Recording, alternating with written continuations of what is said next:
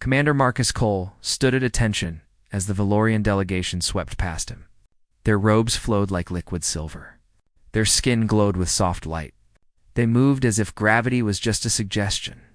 And not one of them looked at him. He was used to it by now. Humans had joined the Galactic Coalition only 50 years ago.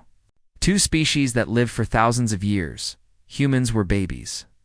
Useful babies who could fight and die in wars, but babies nonetheless. Will guard the princess during the diplomatic talks, his commanding officer had told him that morning. Try not to embarrass humanity, Marcus had wanted to argue. He was a decorated soldier. He had fought in 3 border conflicts. He had saved entire colonies, and now he was a babysitter for some alien royal. Probably thought he was no better than a trained pet. But orders were orders. Princess Lyrene was not what he expected. She was tall and thin, like all Valorians. Her hair moved on its own, floating around her head like she was underwater. Her eyes were pure silver, with no visible pupils. She looked at him when they were introduced, which was more than any other Valorian had done. "A human guardian," she said. Her voice was soft, like wind through leaves. "Interesting. I'll keep you safe, Your Highness," Marcus said. A Valorian advisor laughed quietly. "Safe? From what?" "The princess has 100 guards. You are here as a symbol of cooperation. Nothing more." Marcus kept his face blank. He had heard worse. The diplomatic talks were long and boring. Marcus stood by the wall and watched. He noticed things. The way certain Valorian nobles looked at Lyrene with cold eyes. The way she sat apart from her own family. The way no one spoke to her during breaks unless they had to. She was alone. Even surrounded by her own kind, she was completely alone. On the 3rd day, Marcus gave his lunch rations to a sick Torvian child he found crying in the hallway. The child's family had spent all their money getting to the station and had nothing left for food. Marcus didn't think anyone saw him, but when he returned to his post, Princess Lyrene was watching him. Her silver eyes held an expression he couldn't read. "What?" she asked later, when they were walking to another meeting. "Do what, Your Highness?" "Give your food to that child. You will be hungry now," Marcus shrugged. "Kid needed it more than me. I can skip a meal." She was quiet for a long moment. "Valorians would not do this. We would contact the proper authorities. Fill out the correct forms. The child would receive help in 3 to 5 days. Kid was hungry now," Marcus said simply. She looked at him like he was a puzzle she wanted to solve. The reception was held on the 5th night. Important people from dozens of species mingled and talked and made deals that would affect billions of lives. Marcus stood near the wall, watching for threats. He didn't expect to find any. This was the safest place in the sector. He was wrong. He saw the assassins a full second before they moved. 3 figures in servant uniforms, reaching into their clothes. Their body language was wrong. Servants moved to serve. These people moved to kill. Marcus didn't think. He ran. The Valorian guards were still processing what they were seeing. Their species experienced time differently. What felt like a second to Marcus felt like several minutes to them. They were smart. They were capable, but they were slow. Marcus was not slow. He crossed the room in a heartbeat. He threw himself at Princess Lyrene just as the first plasma bolt fired. The shot hit his shoulder instead of her chest. The pain was incredible. It felt like someone had poured liquid fire into his body. He twisted as he fell, pulling out his sidearm. 3 shots. 3 bodies dropped. The assassins were dead before they could fire again. Marcus hit the ground hard. Lyrene was beneath him, unharmed. He tried to get up, to check for more threats, but his body wasn't cooperating anymore. Blood pooled beneath him, warm and wet. The room erupted into chaos. Valorian guards finally moved, securing the area. People screamed. Alarms wailed. But Marcus couldn't focus on any of it. The world was getting fuzzy around the edges. Then a cool hand touched his face. Princess Lyrene had pushed herself up. She was looking at him with those silver eyes, and for the first time, he could read her expression. It was shock, wonder, something that might have been fear. You burned for me, she whispered. Marcus didn't know what that meant. He tried to speak, but only managed a grunt of pain. You'll burn for me, she said again, her voice shaking. No one has ever burned for me before. Guards tried to pull her away, to get her to safety. She refused. She stayed on her knees beside him, her hand on his face, her silver eyes locked on his. You are dying, she said. It wasn't a question, maybe Marcus managed. Worth it. You're safe. Her eyes widened. That expression again. That mix of shock and wonder and something else. Something deeper. Why? She asked. You don't even know me. I am nothing to you. My own family would not do what you did. Why would you burn for a stranger? Marcus thought about the question. The world was getting darker. He could hear medics approaching. He probably had a few seconds left of consciousness. Because he said slowly, it was the right thing to do. Because you were in danger. Because I could help. But you are hurt. You might die. He almost laughed.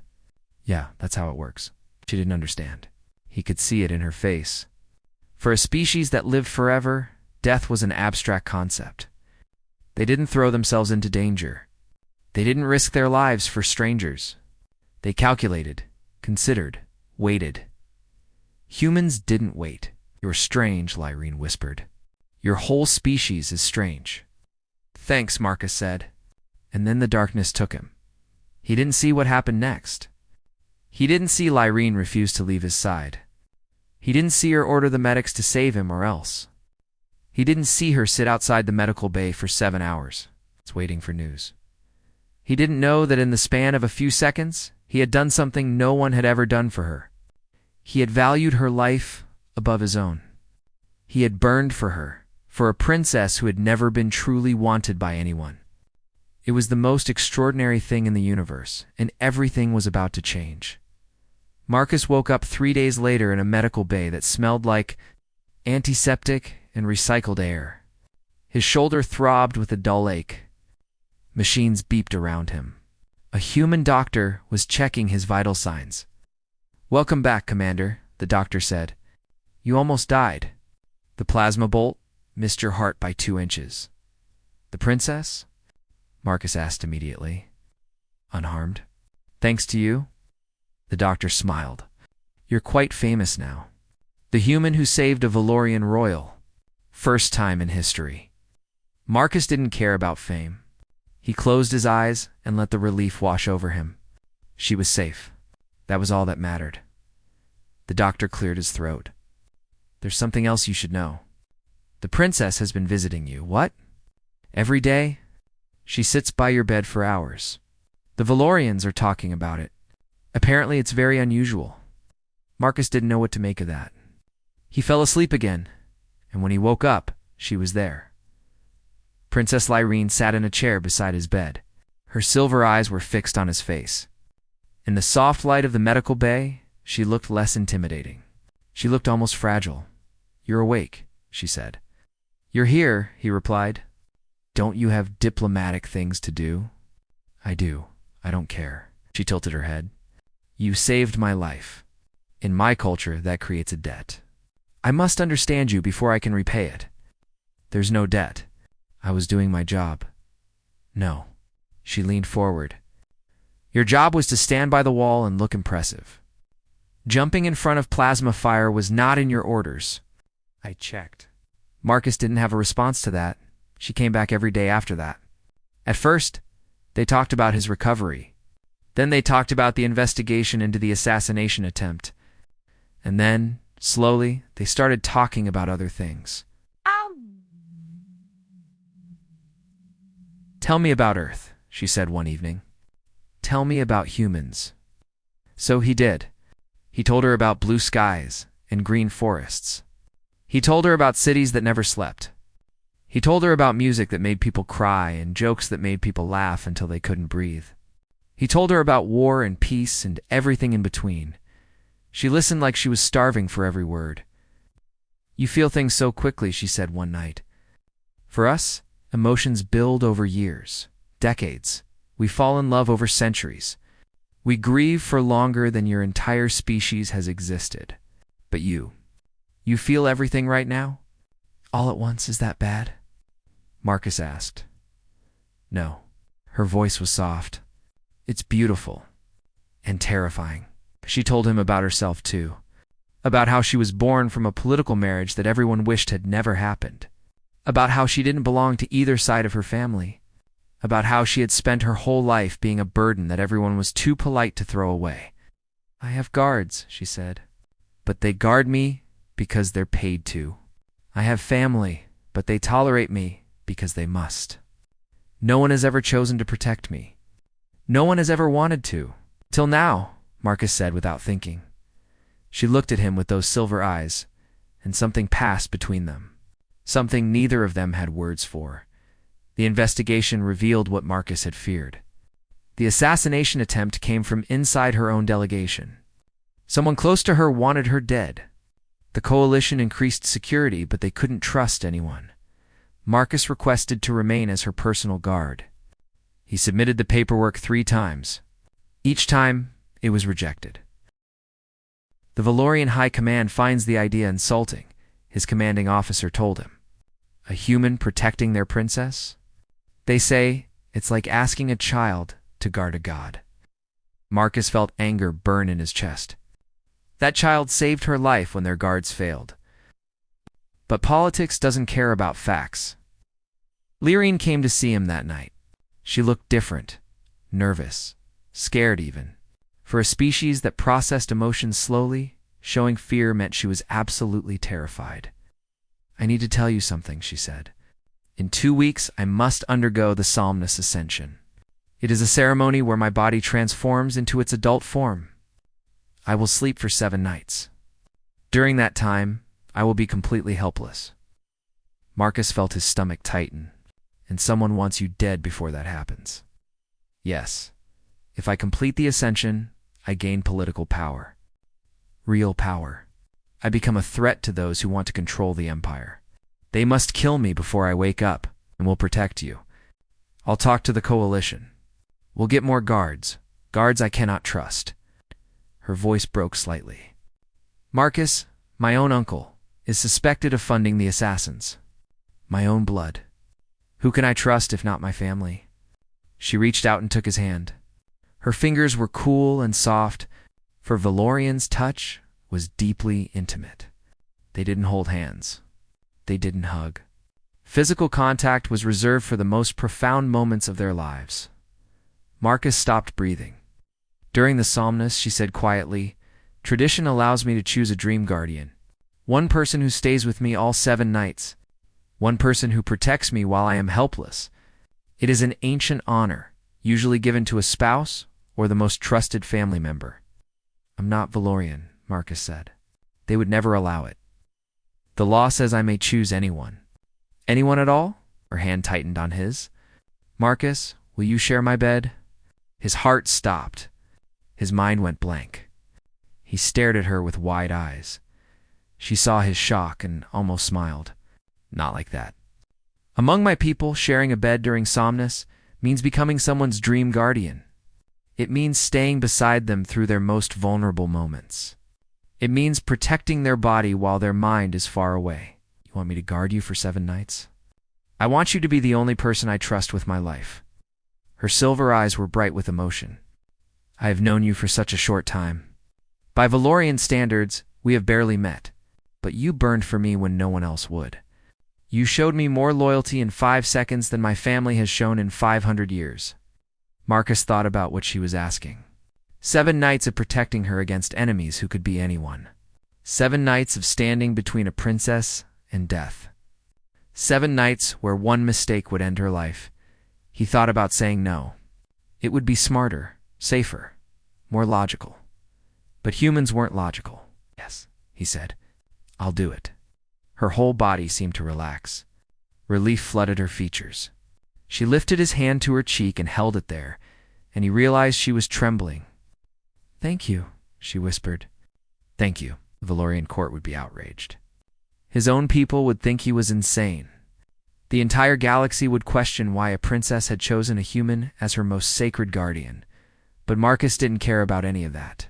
Someone had finally made Lyrene feel safe. And for some reason, he couldn't explain. That mattered more to him than anything else in the universe. The Valorian court erupted when they heard the news. A human as Dream Guardian. It was an insult, a mockery, a scandal that would echo through the ages. Nobles demanded that Lyrene choose someone else. Advisors warned her that she was making a terrible mistake.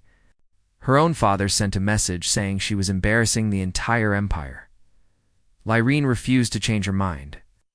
"Ancient law states that I may choose anyone," she said calmly. "I have chosen. The discussion is over." Marcus watched all of this from the shadows. He saw how they looked at her with contempt. He saw how they talked about her like she wasn't in the room. He saw how alone she was, standing firm against the weight of an entire civilization. He had never respected anyone more. The ceremony began at sunset. Lyrene was taken to a sacred chamber deep in the heart of the ship. The room was beautiful and terrible. Crystal walls reflected endless light. Strange symbols glowed on the floor. A single bed sat in the center, draped in silver cloth. "The somnus will begin soon," a priest told Marcus. "Once she sleeps, she cannot wake until the 7th dawn. Her body will change. Her mind will travel far. She will be completely helpless." "I understand," Marcus said. "Do you?" The priest looked at him with ancient eyes. "A dream guardian does not just protect the body. You must stay awake. You must not leave. You must be ready for anything. Can a human endure 7 nights without sleep? Watch me." The priest almost smiled. Almost Lyrene lay down on the bed. She looked up at Marcus, and for the first time he saw real fear in her eyes. "I am scared," she admitted. "I have never been this scared." Marcus knelt beside her. "I'll be here. Every second. When you wake up, I'll still be here. Promise." "I promise." She took a deep breath. The priest began to chant. Strange energy filled the room. And then Lyarene's eyes closed, and she was gone. Her body relaxed. Her breathing slowed. A soft glow surrounded her as the transformation began. She looked peaceful, vulnerable, completely defenseless. Marcus stood up. He checked his weapons. He scanned the room, and then he settled in to wait. The first attack came on the first night. Marcus noticed it by smell. Humans had stronger noses than Valorians. They didn't know this because they never bothered to learn. But Marcus caught the faint sweetness in the air. Poison. Someone had put something in the ventilation system. He sealed the vents. He activated his personal air supply. He filtered the room's atmosphere using equipment he had hidden earlier. By morning, the poison had cleared, and Lyrene was still breathing. He reported the attempt. The coalition promised to investigate. Nothing happened. The second night was quiet. The third night was not. A figure entered the room during the darkest hour. It looked like a Valorian servant. It walked like a Valorian servant. But Marcus had watched Lyrene for weeks now. He had learned how Valorians moved, how they breathed, how they held themselves. This thing was not Valorian. "Stop," Marcus said. The figure froze. "I am here to check on the princess. No one is supposed to enter. I was told this clearly. There has been a change in protocol." Marcus raised his weapon. "Show me your authorization." The thing smiled. Its face rippled. It wasn't a Valorian at all. It was a mimic, a shape-shifting assassin from the outer reaches. They were legendary killers. They were also incredibly expensive. Someone had paid a fortune to kill Lyrene. The mimic attacked. It was fast. It was strong. It could change its body into weapons. But Marcus was ready. He had trained for years against every kind of enemy. He knew how to fight things that weren't human. The battle lasted for minutes. When it was over, the mimic was dead on the floor. And Marcus had 3 new scars. He dragged the body out and called for cleanup. Then he returned to Lyrene's side and kept watch. Night 4. Night 5. The attacks got worse. On the 5th night, 12 soldiers burst into the room at once. They were Valorian, but they weren't wearing official uniforms. They were mercenaries, hired from somewhere far away. "Step aside, human," their leader said. "We're only here for the princess. Let us do our job and you can live." Marcus didn't step aside. The fight lasted 3 hours. 3 hours of blood and pain and desperate struggle. Marcus fought like an animal. He used every trick he knew. He shot, he stabbed, he bit, he gouged. He threw furniture. He used the walls, the floor, the ceiling. One by one, the soldiers fell. By the end, Marcus was barely standing. He was covered in blood, most of it not his own. His body screamed with pain. But he was alive, and Lyrene was still safe. Valorian guards arrived after it was over. They stared at the carnage with disbelief. "You killed 12 trained soldiers," one of them said. "Alone? How?" Marcus wiped blood from his face. "I made a promise. They didn't understand. They couldn't understand." Valorians lived for thousands of years. They were careful, patient.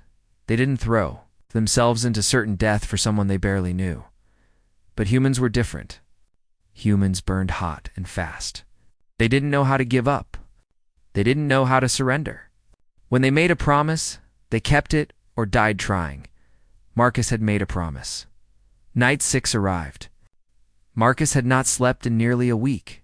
His body was failing. His mind was fuzzy. But he stayed on his feet. He stayed beside her bed, and then the door opened. Everything got worse. A Valorian noble walked in. Old, powerful, radiating authority. Behind him came 50 soldiers in full combat armor. Marcus knew who this was. He had seen his picture in the investigation files. Lyarene's uncle, the one who wanted her dead. "You've done well, human," the uncle said. "Better than anyone expected? But this ends now. Stand aside." "No, you can't win. You're one person. You're wounded, exhausted, you have nothing left." Marcus looked at the 50 soldiers.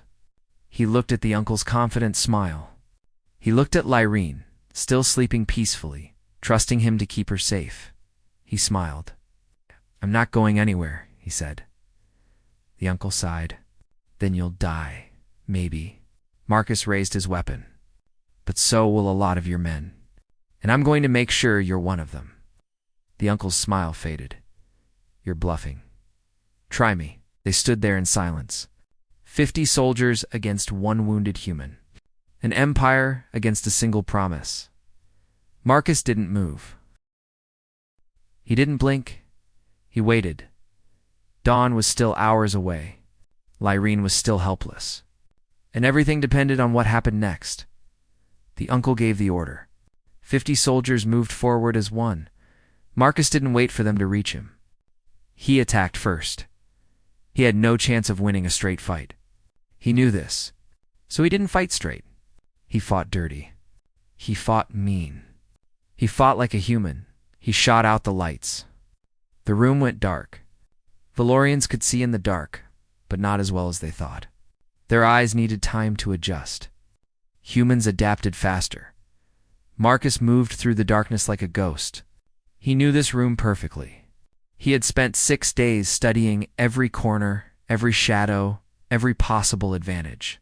He had hidden weapons everywhere. Extra guns, knives, explosives. He used all of them. The first wave of soldiers fell 2 traps he had set days ago. Tripwires, pressure plates, small charges that went off under their feet. 7 soldiers down in the first 30 seconds.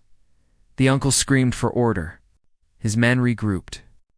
They were trained professionals. They formed a defensive circle and advanced slowly. Marcus picked them off from the shadows. 1 shot, move, another shot, move again. He never stayed in one place. He never gave them a target. He was everywhere and nowhere, but there were too many of them. They pushed forward. They found him. They surrounded him. Marcus took down 5 more before they overwhelmed him. He felt bones break. He felt blood run down his face. He fought until he couldn't lift his arms anymore. They dragged him before the uncle.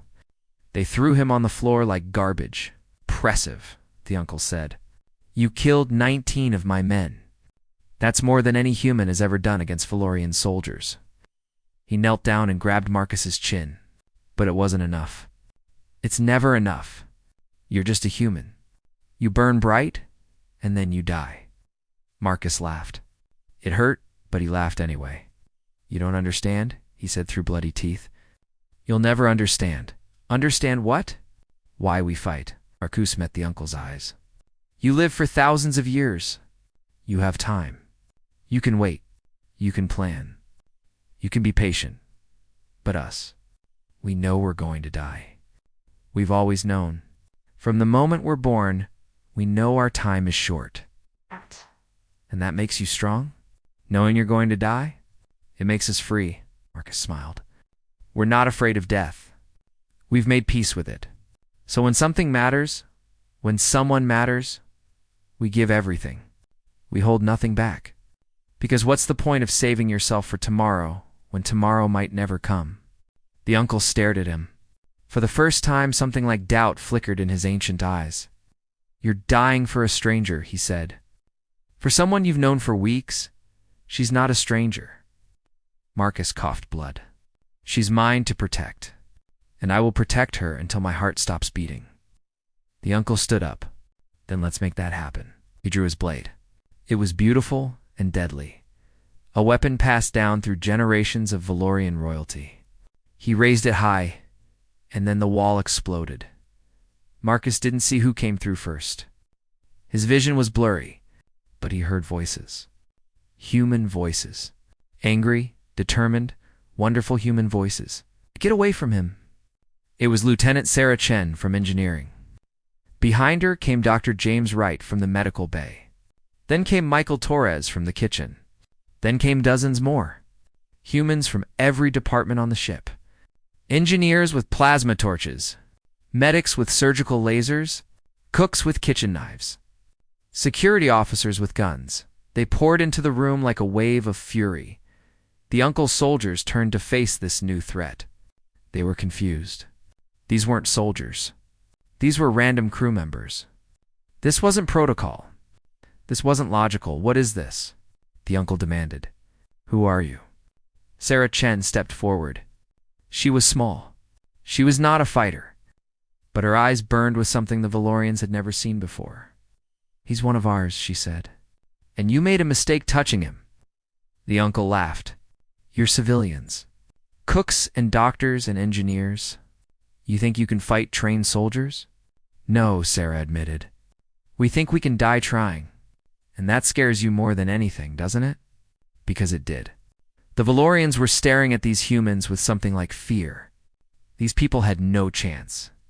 They had no training. They had no advanced weapons. But they had come anyway. They had heard that one of their own was in trouble, and they had come without being asked. That wasn't logical. That was insane. That was human. The battle was short and brutal. The humans fought with everything they had. Some fell, some were wounded. But they kept coming. They kept fighting. They refused to stop. Marcus watched through fading vision as Sarah Chen tackled a Valorian soldier 3 times her size. He watched as Dr. Wright used a bone saw to block a sword strike. He watched as Michael Torres hit the uncle in the face with a frying pan. It was chaos.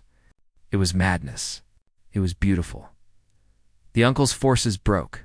They had never faced anything like this. They were used to opponents who fought to survive. These humans fought like they had already accepted death. There was no fear to exploit. There was no hesitation to take advantage of. The remaining soldiers fled. The uncle tried to follow, but Marcus found the strength for one last act. He grabbed the uncle's ankle and held on. Just long enough for Sarah to reach them, she hit the uncle with a stun charge. He collapsed like a falling tree. Got him, she said. Then she looked at Marcus. Her face went pale. Oh God, Marcus. Oh God. He was dying. He could feel it. His body had given everything it had. There was nothing left, but Lyrene was safe. The 6th night was almost over. One more dawn, and she would wake up. Keep her safe, Marcus whispered. Promise me, you're going to be fine, Sarah said. Her voice was shaking. You hear me?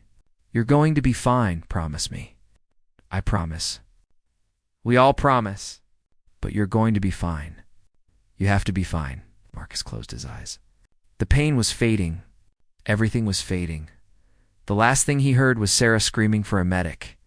The last thing he felt was hands lifting him up. The last thing he thought was that maybe, just maybe, he had done enough. The seventh dawn came. Lyrene opened her eyes. She was different now, taller, stronger. Her hair glowed with inner light.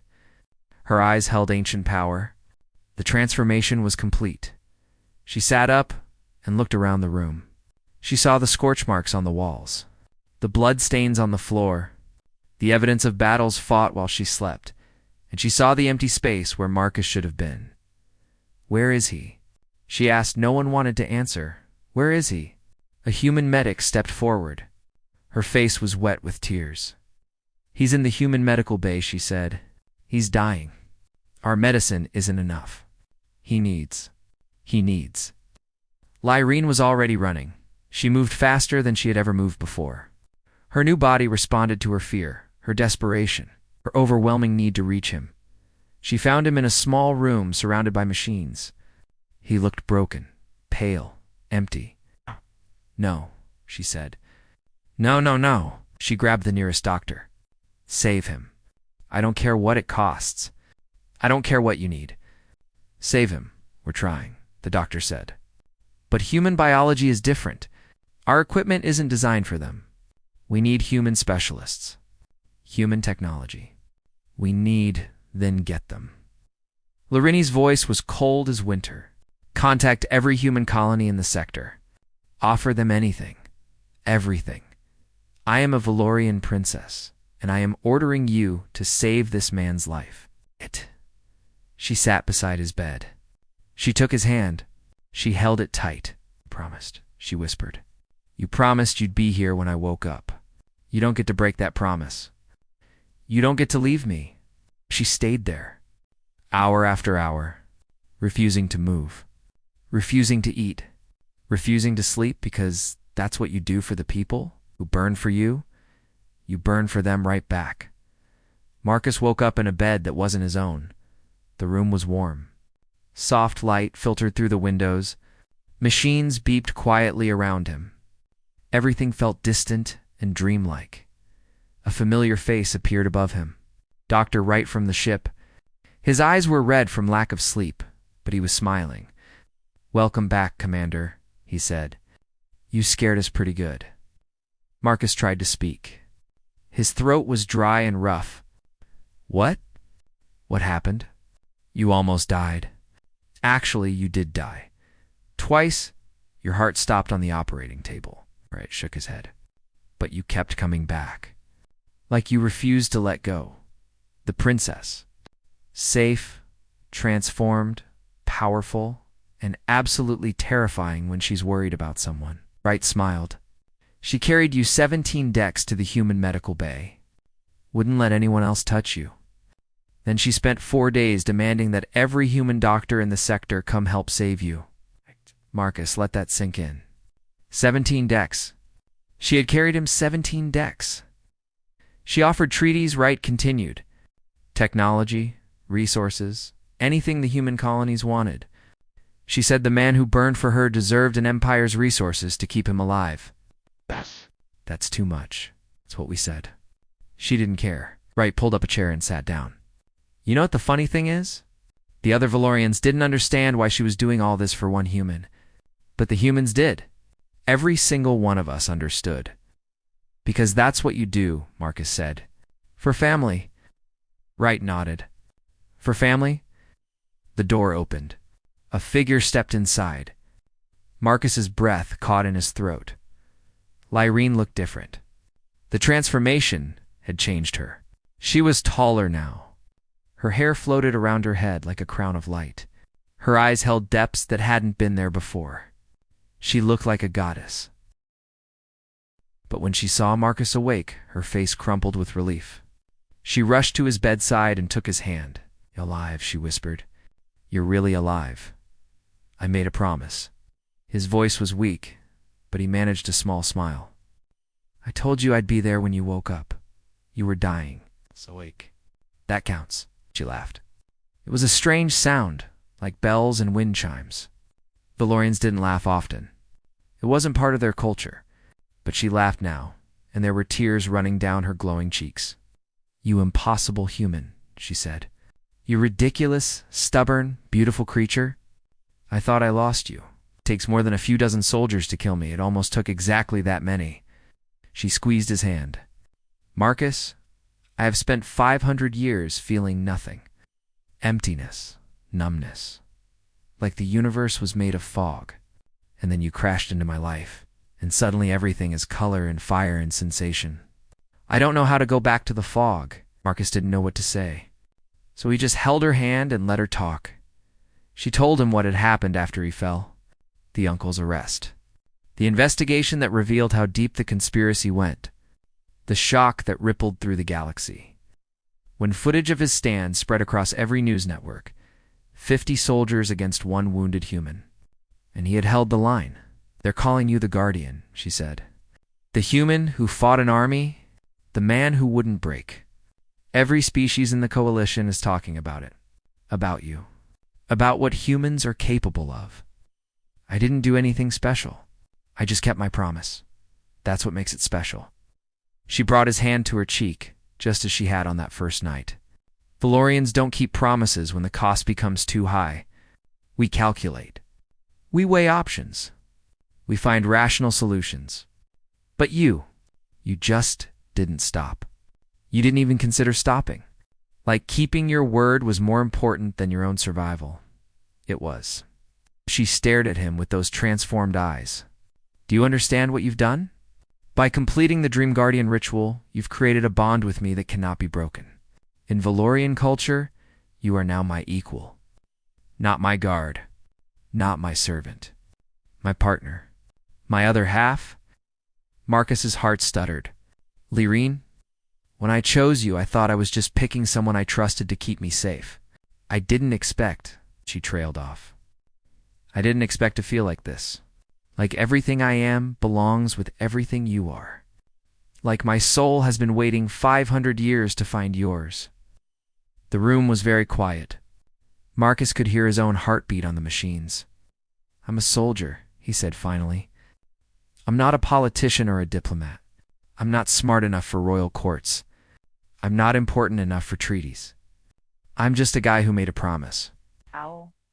Lyrena's voice was firm. "You're human. And I've learned that being human is worth more than all the titles in the galaxy." She told him her plan. She wanted him beside her. Not as a guard, but as her consort. Her partner in ruling, the bridge between humanity and the ancient Valorian Empire. The bond they shared would extend his life. Centuries instead of decades. He would watch humanity grow and change. He would be there as they took their place among the stars. "It's a lot to ask," she admitted. "You would be giving up a normal life. A normal death. You would outlive everyone you know." "I would have you," Marcus said. "Yes, you would have me forever." Forever was a long time. Marcus thought about it. He thought about Earth, about his family, about all the things he would miss. But then he looked at Lyrene. At the princess who had never been wanted. At the woman who had carried him 17 decks because she couldn't bear to lose him. At the person who had spent her whole life alone and had finally found someone to hold on to. "Yes," he said. "I'll do it. I'll stay with you," she broke then. All her royal composure, all her carefully controlled emotions, they shattered like glass. She put her head on his chest and cried. 500 years of loneliness poured out of her in great heaving sobs. Marcus held her. He stroked her glowing hair. He whispered soft words that meant nothing and everything. A human and a Valorian. A soldier and a princess. Two people who shouldn't have fit together, but somehow did. Years later, they called it the Burning Alliance. The partnership between the ancient Valorian Empire and the young human race. It changed everything. Humans earned respect they had never had before. Valorians learned to feel things they had forgotten. Together, they built something neither could have built alone, but the historians got it wrong. They wrote about politics and treaties and grand galactic events. They missed the heart of the story.